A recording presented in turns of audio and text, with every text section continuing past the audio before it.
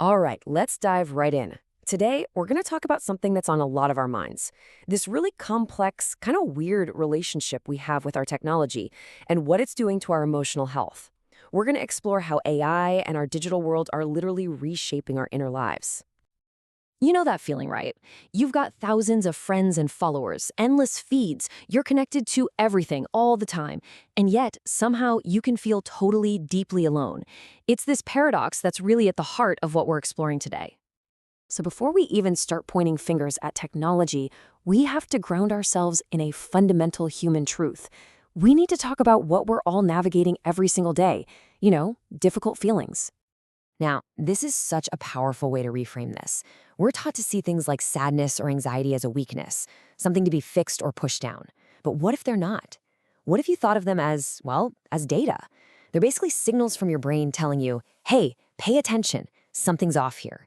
Maybe it's an unmet need, a source of stress, or a loss that needs to be acknowledged. So, why is it so crucial to actually listen to that data? Well, for one, our own preservation. If you ignore the warning lights on your car's dashboard, it's going to break down, right? Same thing with our mental health. Two, for growth. Seriously, facing difficult stuff is how we build resilience, it's how we grow empathy. And third, it's bigger than just us. It's about our collective well-being. The more we create a world where it's okay to not be okay, the easier it is for everyone to get the help they need. And this is where technology comes crashing into the picture. Because it's not a simple hero or villain in this story. No way. It's the ultimate double-edged sword when it comes to our emotional lives. This slide just lays it out so clearly. On one side, you have tech as the difficulty amplifier. It can make us feel more isolated, more anxious than ever before. But on the other side, it can be an incredible support enabler, opening up brand new ways to find help and understanding. So how does this actually play out? Okay, let's be honest for a minute and look at the challenge head on. Let's talk about the ways technology can make an already tough emotional landscape even tougher. So the sources point to a few big ones. First, there's the whole social isolation and comparison trap. You're scrolling through everyone's highlight reels, and it's so easy to feel like your life doesn't measure up. Then there's this new thing, tech-driven anxiety, this low-grade hum of stress about AI taking jobs, or just the sheer exhaustion from being on all the time. And finally, there's the erosion of privacy and trust. How can you open up to a digital tool if you're worried about where your data is going? But that is only half the story. It's not all doom and gloom, not by a long shot. So let's flip the coin and talk about the incredible, hopeful side of this, the amazing ways tech can help us find support. And this is where it gets really exciting. Think about it. AI chatbots and mental health apps mean you can get support instantly, 24/7. That's a huge deal for someone who's struggling in the middle of the night. But what's even crazier is the potential for early intervention.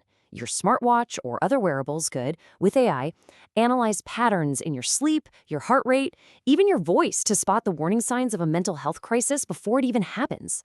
That's a shift from reactive care to truly proactive care. It's a game changer.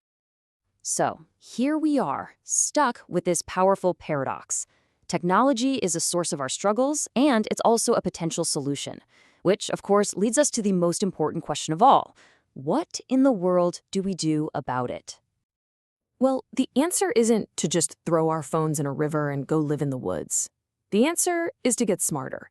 It's about engaging with tech on our own terms, consciously. We need to build a toolkit for ourselves and for society designed for this new AI age.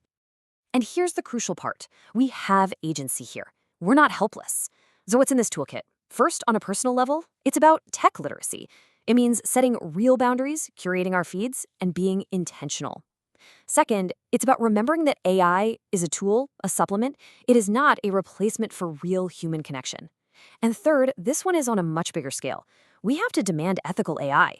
We need to push for systems that are transparent, that protect our privacy, and that are built with our well-being in mind.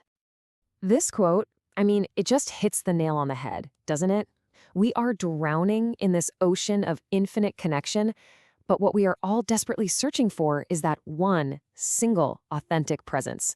And that presence could be another person, or maybe it could even be a piece of technology that's designed brilliantly enough to lead us back to ourselves.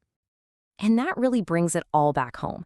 This isn't just a story about what technology is doing to us, it's about what we choose to do with it. So the final question isn't for me to answer, it's for you. It's for all of us. How will you personally design your digital life so that it leads you back to yourself?